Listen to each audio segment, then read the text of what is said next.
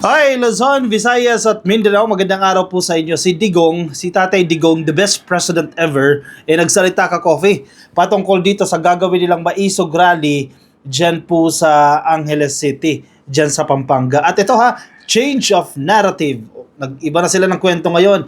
Yung gagawin daw po nilang maisog rally ay hindi po para i-destabilize ang gobyerno o hindi para patalsikin si Pangulong Bongbong Marcos. Samantalang noong previous prayer rally nila, mga previous maisog rally nila, ano mo kung ano sinisigaw nila? Marcos out, Marcos out. Alisin si Marcos sa presidency o dyan sa Malacanang. Pero ngayon nag-iiba ng tono. Bakit sila nag-iiba ng tono? Kasi alam nila o hindi sila magsasucceed. Kasi alam nila, kung ipagpatuloy nila yung style nila sa maisog, dadami yung lalo magagalit sa kanila at yung mga nangangampanya para sa 2025 senatorial elections, hindi mananalo. Yan, tama lang yan, mag-iba kayo ng tono. Kasi wala nangyayari, kakasigaw nyo ng Marcos resign, Marcos resign. Kayo yung kinakarma. Sige, pakinggan natin yung statement ni Tatay D. Ayan o, statement ni Tatay D para sa maisog rally mamaya sa Angeles. And listening to people. Actually, itong rally na ito, wala naman itong,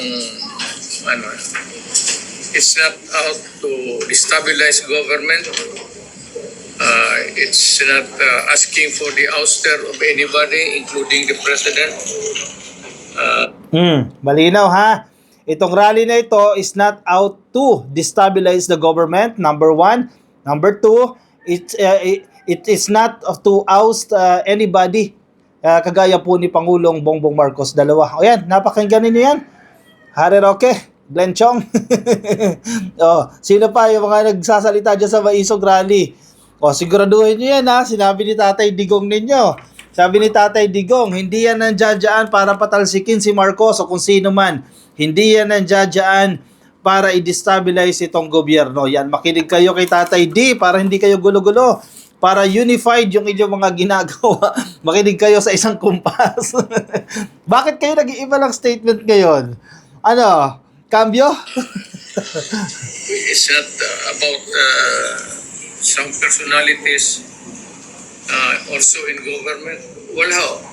Ito is just, we are just in the... It's not about some personalities. Alam mo kung bakit ka, Coffee? Takot ang tao dumalo. Maging yung local government officials, hindi sila pinapayagan mag-rally. Tama ba naman kasi yan? Mura-murahin mo ang presidente. Di ba? Kung ano-ano sabihin mo sa first family, tama ba naman yan? Kaya yung mga LGU, natatakot silang pumunta. Natatakot silang mag-grant ng permit.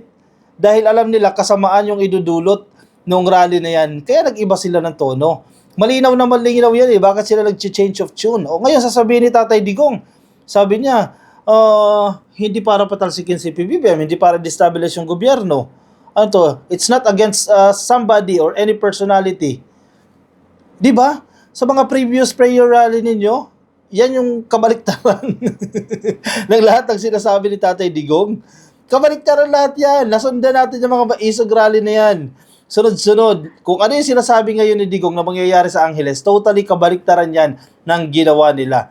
Na-realize na siguro nila, pangit yung ganyang strategy. Totoo naman kasi, pag nangampanya ka, pag nabubuhay ka sa paninira, hindi yan magtatagal. Paano? Halimbawa, sige ha, meron doon sa attendance ninyo, loyalista, and then minumura nyo si Presidente. Sa tingin nyo matutuwa yan?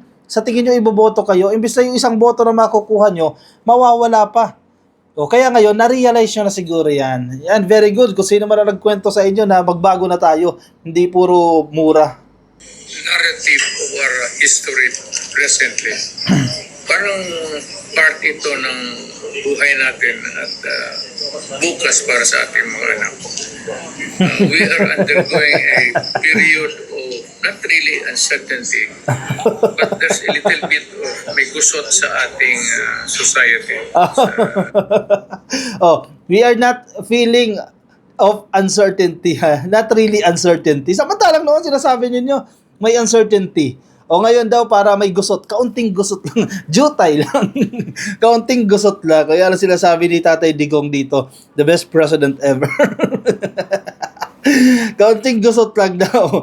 Anyari sa inyo? Sige, mura pa more. Kung ano nung fake news pa more ang gagawin ninyo.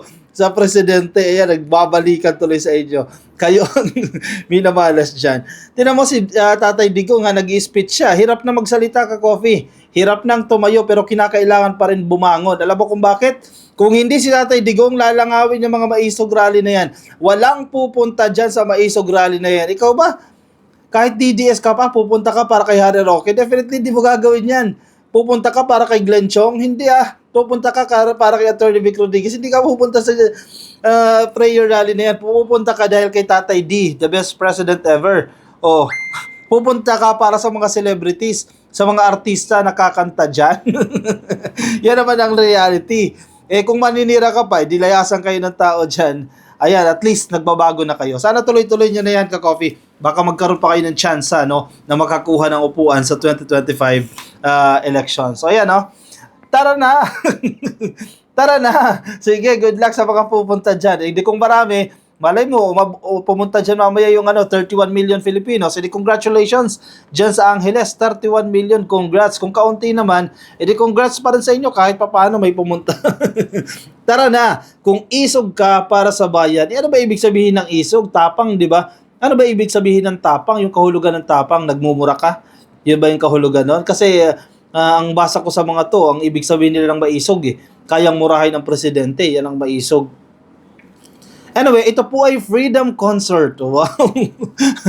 Freedom Concert and Peace Rally. Wala lang prayer. Tinanggal na nila yung prayer. Tama lang kasi nasisira kayo dyan sa prayer rally na yan. Freedom Concert and Peace Rally. June 17, 2024. Alas 3 po yan ng hapon dyan sa Angeles City. Yan, yung mga taga-Angeles dyan. Gusto nyo mag-enjoy? Gusto nyo makarinig ng concert? Punta na kayo dyan. Nagbago na raw sila. Hindi na sila maninira. Hindi na nila pababagsakin ang gobyerno. Yan, dyan po yan sa Chevalier School Incorporated, dyan sa Barangay Santo Domingo. Chevalier o Chevalier? School Incorporated, Barangay Santo Domingo, dyan po sa Angeles City. Ayan, may contact number silang binigay dyan. Pansinin ninyo, nag-search ako sa Google, tingnan ko, may news ba mula sa mainstream media patungkol dito sa Maisog Rally? Ano sa tingin ninyo? Meron ka, Coffee. So, binabalita rin talaga yan, ng Maisog Rally na yan, ng SMNI. ng SMNI at DZAR lang. Walang GMA, walang ABS, walang TV5. Dito sa case na ito pagtingin ko, may Isog Rally check mo dyan ka-coffee, tingnan mo tabi-tabi yan lahat, DZAR, SMNI, DZAR, SMNI. Ibig sabihin, hindi sila pinapatulan ng mainstream media. Chinek ko rin yung page ni Atty. Glenn Chong. Ayan, si Atty. Glenn Chong, syempre, hindi papawala yan. After this rally, after this rally daw after this rally, I am expecting a 5th disbarment case to be filed against me upon the instigation of Liza Marcos. Wow, pinangunahan na agad. Ang tawag natin sa communication yan, priming. Pinangunahan niya na agad, nasasampahan na naman siya ng disbarment case. Bakit? Anong plano na naman niya? Murahin na naman si PBBM, si First Lady, at magkalat na naman ng kasinungalingan. Nako, Glenn Chong magagalit sa inyo si Tatay Digong, the best president ever. Nako, wag kang magdi-destabilize ng gobyerno dyan. Sabi ni Tatay Digong, walang ganyan. Baka kuwalas ka, hindi ka sumunod sa utos. But that is a small price to pay for the freedom of our people and our country. Wow! Karangalan niya pala yan. Nasampahan siya ng disbarment case. We deserve a better and more inspiring leader than these cunning manipulators called Kuting at Ahas.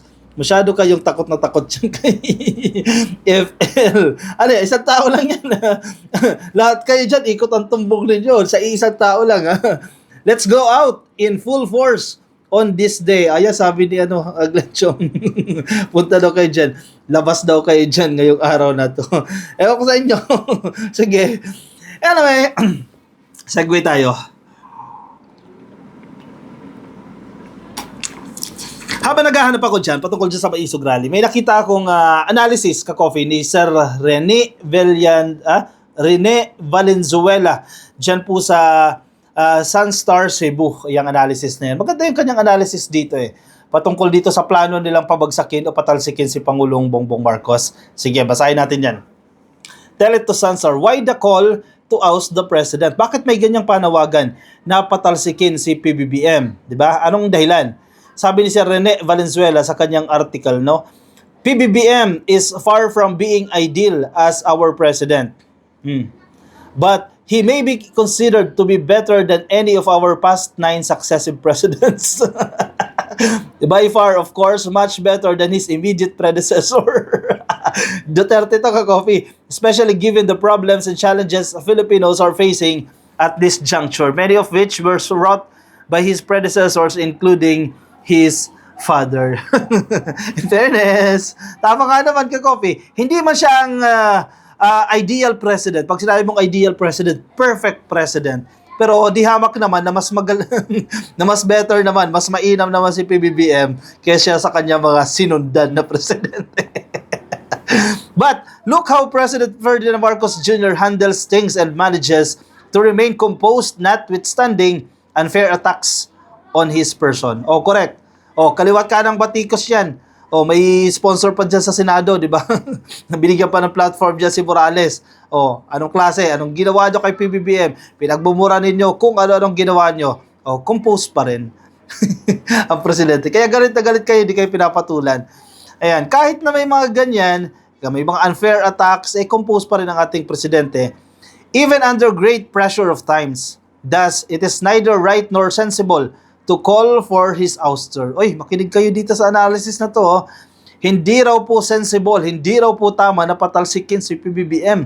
The police and military have no reason stronger than at this time in these last 6 decades to support the government.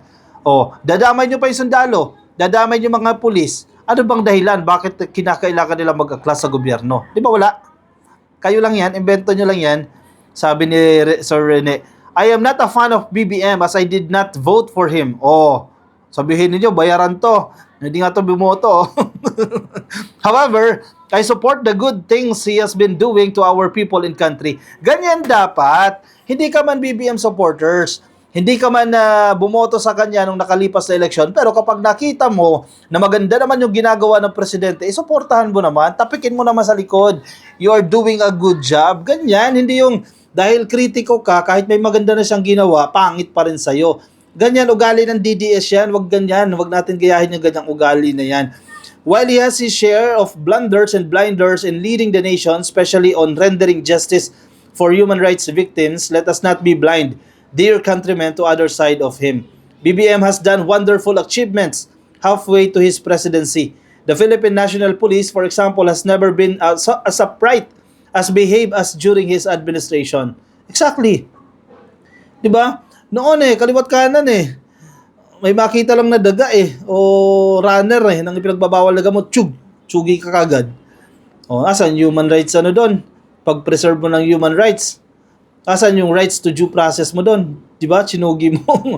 Imagine the 13.13 billion worth of seized crystal meth or shabu-shabu and other day in Batangas checkpoint. It is the largest drug bust in the history of the country. Pero napababa pa po yan ka-coffee kasi luma itong article na to, na-reduce po yung amount yan base sa assessment. No? And hallelujah, there was no single shot fired and no one single person was hurt and killed. Kudos and kudos to the Department of the Interior and Local Government Secretary Benhar Abalos for promptly and wisely ordering the immediate inventory and destruction of the said illegal drugs. Abalos must be doing his job sensibly and bravely. O, ano masasabi nyo dyan? Noon, makakuha lang ng halagang 10,000, 100,000 o 1 milyon na droga. Ang dami nang nanlaban agad dyan. Chinugi na agad nila dyan. And then, pababagsakin nyo ang presidente. Aalisin nyo ang presidente. O isa pa, pakikipaglaban sa China. Hindi naman bakbakan sa China, kundi pag-assert ng ating teritoryo laban sa panang-aapi ng China. O gusto nila kamkamin yung ating teritoryo. O ano masasabi mo dyan? Weak leader pa rin. Dahil ang strong dapat ang nagmumura. Ipaglaban ba ni Tatay Digong? The best president ever, yung ating karapatan sa West Philippine Sea? Di ba hindi? Pinatulog lang at binigyan pa ng access ang mga Chinese at tingnan mo yung mga pogo sites, nagsulputan yung mga yan. O siya, sige. At least nagbabago na kayo. Nag-iiba kayo ngayon ng kwento, nag-iiba kayo ng narrative patungkol sa inyong maisog rally dahil di kayo magwawagi. Ang kasamaan ay kahit kailan hindi magwawagi. Buti na lang tinigil nyo na yung murahan rally ninyo. Binago nyo na ha, freedom freedom concert na yan at peace rally. Sana maging peaceful yung pagkilos yun na yan. Okay, congratulations sa inyo. Kung attend ay 31 million o 20 million na attend sa inyong rally, congrats. Kung 1,000 lang o kung 500 lang ang dadalo, congrats pa rin. Dahil may 500 na nagtiwala sa inyo. O siya, kung nasa Facebook po kayo at hindi pa kayo naka-follow sa ating Facebook page, pasuyin na lang ka-coffee, paklik lang po ng follow or like sa Facebook. At kung nasa YouTube po kayo, please click lang po ng subscribe dyan sa baba. At i-like lang po yung video na yan para sa ating attendance check. Alright, ako magpapaalam muna sa inyo ka-coffee. Maraming salamat po sa pagsama sa akin. Ingat po kayo, nasaan man po kayong panig ng daigdig. Bye-bye!